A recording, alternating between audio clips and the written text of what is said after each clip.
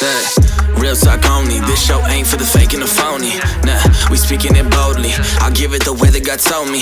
Yeah, I follow his lead, ain't what they want but I give what they need. Not when to compromise, never concede, cause I need the truth like the air that I breathe.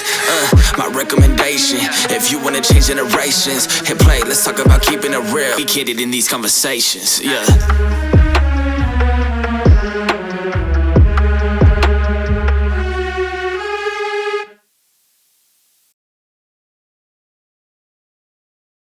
Welcome to Candid Conversations. We back with another episode. I hope y'all having a good week. I hope life is going well. We're finally in February. January felt long and short at the same time. Like in January, it felt long. Now that we're in February, it's like, oh, it's already over. So I don't know if y'all feel the same way, but man, the job market right now is wild. I don't know about y'all, but applying for a job, trying to find new ventures, things to do has been a struggle. And I think something that kept popping up for me was this applying for jobs and whether you're qualified or not qualified, it seems to be something being added to job applications or requirements or things they would like to see, where it's, hey, this is what we do, this is what we're looking for, and then this is what you need to fulfill this job. And the experience that we want, this amount of experience, is always a little frustrating, maybe, especially when there's hey, we want you to have a degree and experience, or hey, have a degree in this field, or if you have 10 years of experience. And the way it seems to be set up is kind of like, if you have the degree, you're usually trying to get into that field, so you don't quite yet have the experience. Yet on the other hand, if you have the experience, you probably don't have the degree, but you also probably haven't been in the industry for 10 years. And even if you have, knowing people who lost their jobs or switching companies, or like, hey, I want to do this, but kind of differently. And you can have 20 years under your belt and it's still, I don't want to say doesn't matter, but it seems like everyone who is getting jobs, people I know or jobs I've gotten, it's because there's been a foot in the door. Like, someone, and we can call that networking. But I don't even really think it's networking. It's not, okay, yeah, I'm going to make these connections. I'm going to make these connections. It's really just, hey, yeah, our company's hiring. I'll put in a good word for you. And that seems to be the only way to even get an interview. Seeing myself and other people trying to apply for jobs and applying for stuff that we don't even want. Applying for stuff where it's just, hey, we're hiring urgently. We're looking for someone, and applying and not even getting a response back. It's frustrating, but I say all of that to say, because it had me thinking about this idea of experience and this assumption that, this assumption that experience gives precedence to wisdom or understanding of knowledge or something. And in a way, in a way it does, or I should say it can. But I don't think experience in and of itself proves anything, because I think sorry, I had to tickle my throat. I think we expect experience to bring a level of education about something, or a level of evidence, or a level of understanding, and it can't, but not just because we experienced it, because I think there's this idea of, I love to learn from other people's mistakes and their successes. I want to learn from other people's experiences. I don't want to have to go through everything. I tell my sisters this constantly. Hey, I'm telling you these things so you don't do what I did. Like, I'm going to be blunt with you. This is what your brother did. I don't suggest it. And it's just because why would I want you to experience it if I already have discovered, oh, that didn't go out well. That didn't turn out the way I thought it was going to. All this to say, I think experience has been misconstrued, or I think people are experiencing life And I think there's a lot of struggle happening or repetition, walking around the same tree over and over and over because we're just experiencing it. If you're alive, if you're breathing breath right now, you are experiencing something. I am experiencing sitting, talking to you right now. You're experiencing sitting, riding a bike, driving a car, listening to me, and breathing. There's an experience taking place. And if all we do is experience it, that's all it will be was, hey, I have this experience in this. But I think experience in and of itself is valuable. I think if you experience something over and over and over and over, I think if you experience something over and over and over and over, what will happen because of repetition is you'll get better at doing that thing. Meaning whatever you're repeating is what's going to take place. So they say that practice makes perfect. No, practice makes permanent. Practice doesn't make perfect. Practice makes permanent. So if you keep practicing wrong, then wrong's going to become permanent. And I think that's what we experience. But because we've experienced, because we have 50 years, I've been alive for 60 years. I know what I'm talking about sometimes. But age, time put in, experience doesn't in itself negate wisdom or understanding or knowledge. And thinking when I was applying to jobs, I was like, why do I need to have 5 years, 8 years, 3 years, 2 years experience when I actually know this? Like I can, there's not even an opportunity to prove knowledge of this, but oftentimes we'll give our ear to people simply because of experience or time put in. And not saying that it's not valuable, because I definitely have mentors and people who I listen to because you got 20 years in this game. You got some years, some skin in this game of life, of this specific area, of this job, of finances. And so that definitely holds value. But I think there is a missing aspect of experience that I think a lot of us are struggling with. And it's a part of why we struggle, because we're going through the experiences. And I don't know about you, but I've asked this question often, probably recently. God, why? Why did this happen? What's going on? Why am I back here? Why is this going on again? Why is this happening again? Why am I struggling with this again? Why did that person talk to me again? Why did I let that kind of person into my life again? How did I get in this kind of position again? And I thought I experienced this and I grew. But there's the disconnect of the experience, and the growth is evaluation. I think it's a good experience when the experience has been evaluated. If it's not evaluated, then it's just evident. It's evident that you went through this because you can tell us about it. But there's no evidence of growth without evaluation. The same way that's taking a test. If I just took a test and no one ever evaluated it, how would I know if I grew? How would I know if I knew what I was talking about? There would be no knowing if there was no grading. There was no evaluating. There was no going back and looking and saying, hey, let me check these answers. Let me see what took place. And it's something, and you can call it self-reflection, introspection, tons of words for it, I guess. But I think it's really, in this scenario, I think that's more specific. I think there's this general need, though, to evaluate what we're experiencing day to day, going and taking a second. And it might be journaling. I'm going to keep it a buck with you. I hate journaling. I really hate it. I don't know why.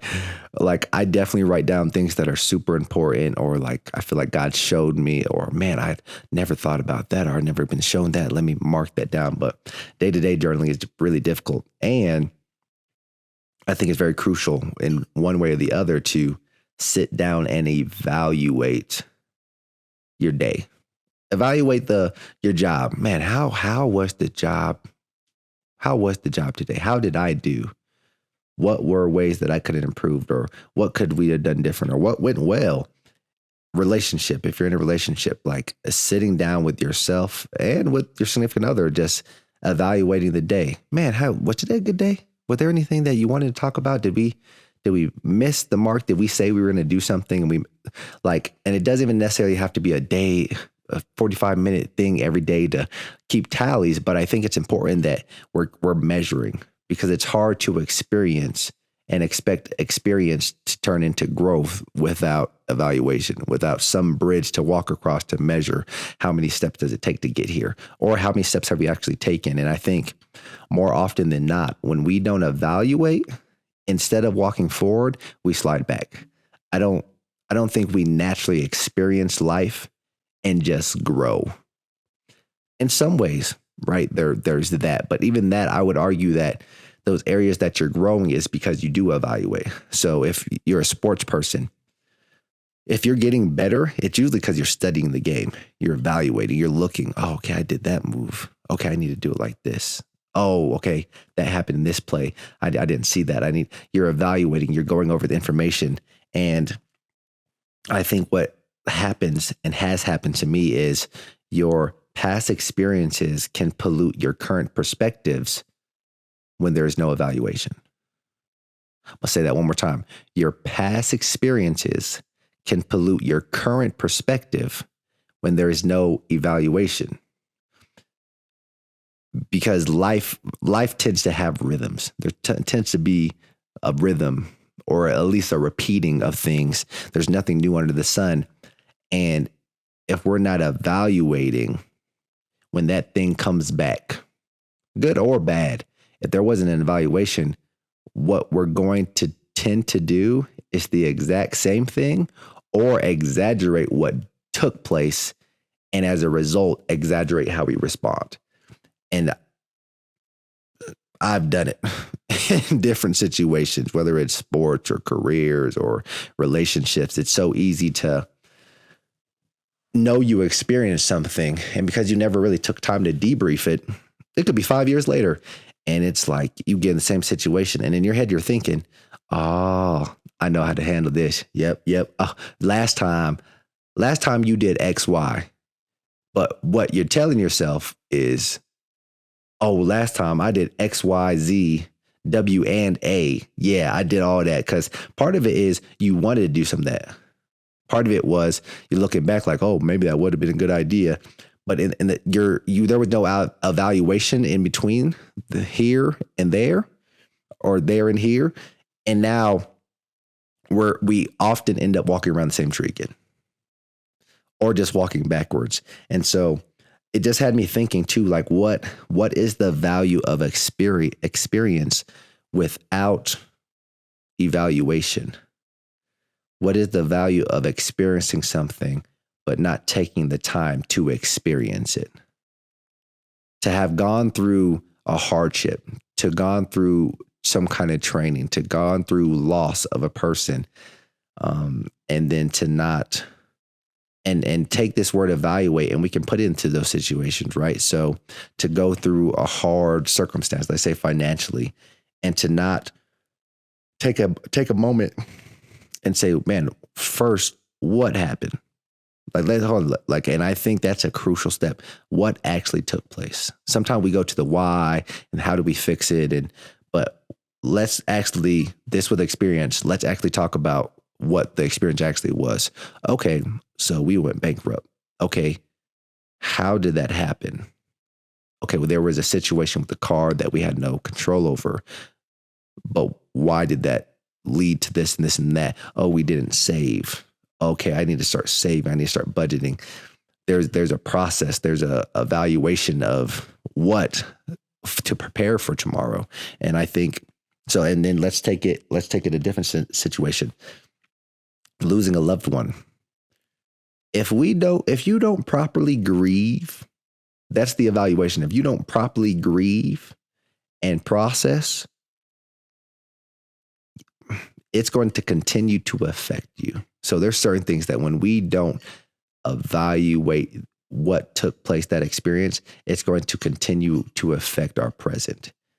And I don't mean that in and when I say a proper way to grieve, I'm not assuming, I'm not positioning myself to think that, yeah, this is how everyone needs to grieve. I think there is a process though. I think everyone grieves slightly different. I know there's different phases of grief, and there is a validity to that. And I think everyone processes it differently. Everyone reacts differently. And I think that's okay. I just think we have to actually go through that process. Like, what does it actually look like to go through grief, to go through those stages, and then because I think when we actually go through it, we grow. Like, so when we just experience something, we go through it. When we evaluate it, we grow through it. And I think that's the thing about learning, that I tend to tell myself, I only lose if there wasn't a lesson involved. And the only reason there wouldn't be a lesson involved is because there was never a class taught, or me going to class. I just decided, I was there, I was in class, but I didn't actually listen. I didn't actually evaluate. I didn't take the test. I didn't ask the teacher the questions. And so I don't know.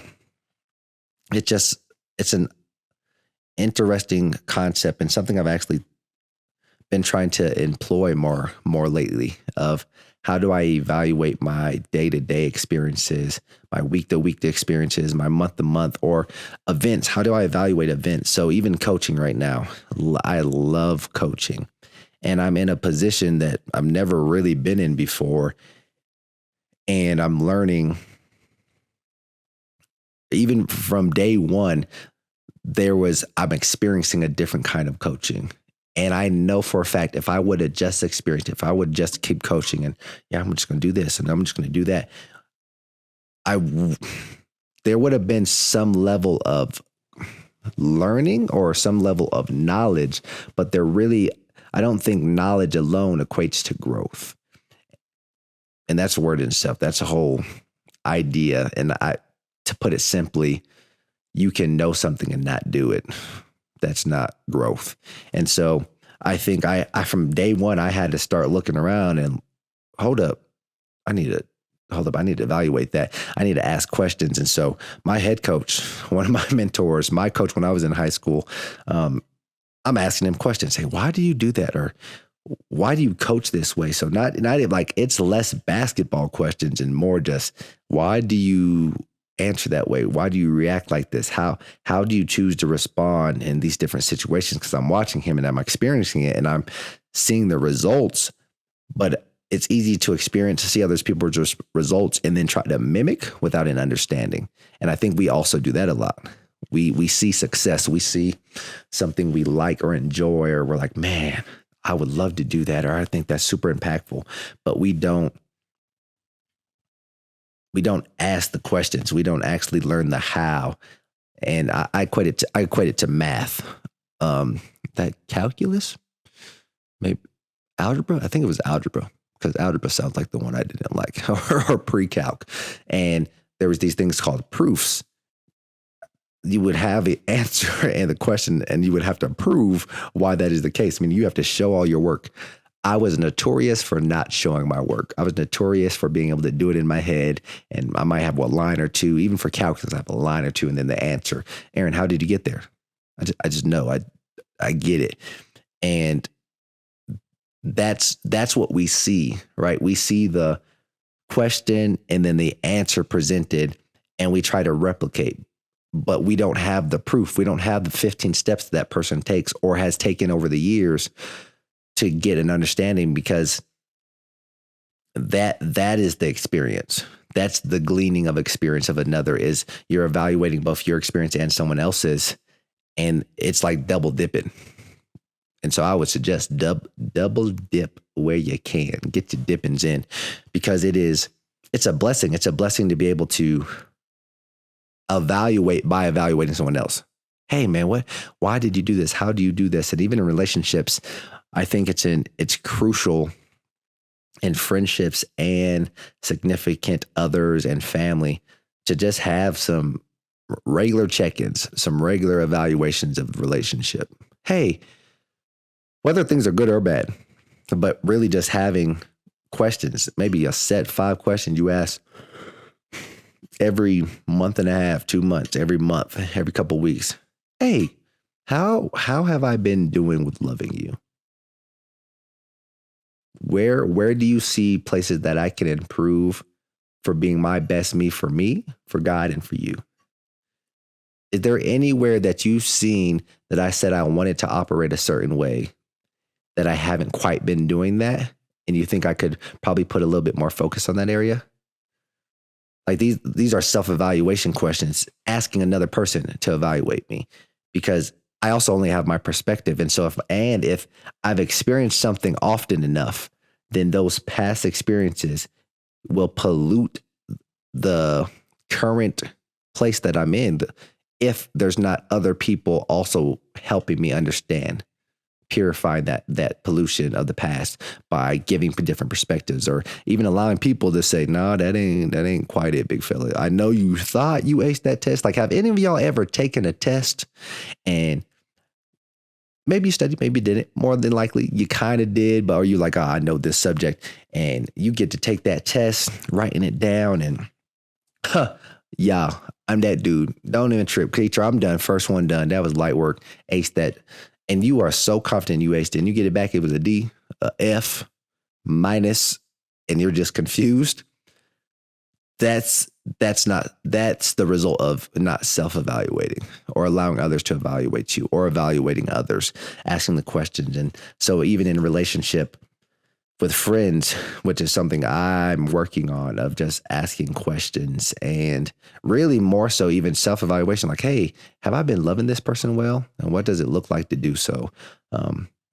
Has our friendship changed? Is there a shift in our friendship? And not even in a bad way, it's just seasons shift, and maybe we're not the same kind of friends, or maybe it's just a less communicated season. And so just this idea of how do you evaluate where you are to get where you're trying to go. And I think the more we do the evaluation, the more we reflect, the more we ask the questions, the more we proof read, the more we write down the steps of, okay, how did I get from A to B? Like I wanted to get to C, but I ended up at B, and it wasn't A, B, C. It was A, B all the way over here, B over here, B over here. And I'm trying to get to C. How did I get here first? And now I can evaluate how to even get to C. And I think I have gotten frustrated, and I'm sure many of you have gotten frustrated with trying to get to C. And even if you're like, I know this is the direction I want to go, because you don't know where B is, where you currently are, because of decisions, because of misunderstandings, you're trying so hard to walk from an unknown location. And so even if you know it's this direction, there could be a wall here, and you just keep running into it because, oh, I didn't know B went behind a wall, and I need to walk around that wall so I can get to C. And so we're just banging our heads I know the definition of insanity is doing the same thing over and over and over and expecting different results. And sometimes insanity is doing different things, doing different things without evaluating where you are and where you're trying to go, expecting different results. It's okay, I'm going to try this. Okay, I'm going to try this way. Okay, maybe I'll try this way. And that was, for me, that was a lot of walking around the tree. It wasn't always just, I'm going to keep doing the same thing and hope that because I've experienced it enough, it's going to change. There's more so, I'm going to try all these different things without maybe sitting down and studying and seeing, oh, this is the question I got wrong. Let me study this. Oh, that's the answer. So yeah, that it's something I'm still working on. And I think even in looking for jobs, it just has made me think about, like, what does it even mean to have experience? And am I using the time I have right now and the things I'm doing to glean everything out of these experiences? I don't want to waste experiences because they weren't evaluated. I don't want to waste experiences because there was no learning or education. I don't want to waste experiences because I was too blind, too lazy, too scared to ask questions, to ask the hard questions of myself, of others, to get understanding, to get wisdom. And so whatever that may look like for you, let's say give it a try. Give some evaluation, and especially to that hard place for you right now, wherever that hard place is, that hard situation, the hard season. Instead of just trying to get through it, instead of just trying to go through it, like, if I could just survive, try to grow through it. Try to get understanding as you go through it so that you can grow, so that you come out better on the other side, not bitter and not the same or in more pain. But and if there is going to be some pain, let there be a gain to it. Let there be an increase. Let there be a, man, that hurt and probably didn't have to go that route. And I learned. And I don't need to go around that tree again. And so, yeah, that was just my encouragement for y'all to evaluate, to grow, to take the time. I think that's a big part of it, is taking the time to sit down with yourself and say, okay, what just happened? All right, why did that happen? Is that what I was going for? Is that where I was trying to go? And if not, where am I, so that we can get to this new place? So, yeah, I think that's it. Yeah, just something I was thinking about, applying for jobs, looking at that idea of experience. And I'm like, man, experience alone ain't going to cut it.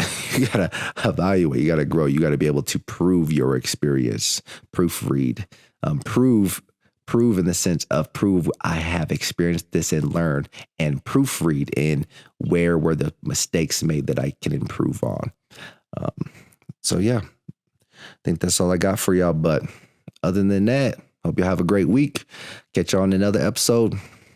Peace.